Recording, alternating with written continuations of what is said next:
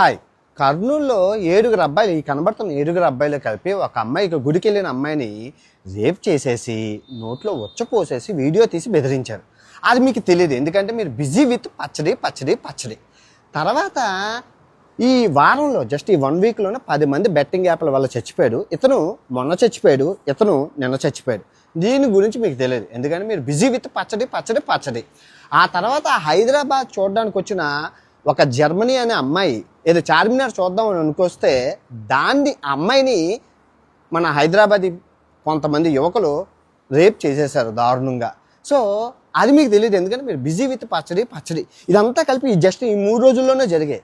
ఈ విషయాలు ఏం తెలియకుండా ఆ పచ్చడి అనేది ప్రపంచ స్థాయి ఏదో విప్లవం లాగా అందరూ దాని గురించి ఆ ఎవరికీ తెలియని పచ్చడి ఏమవుతుంది లేని కొవ్వెక్కి బొలిపెక్కి వాళ్ళు తిట్టారు.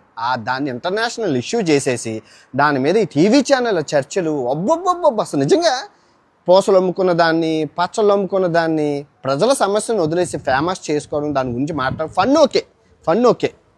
హ్యాపీ శ్రీరామనవమి అందరికీ.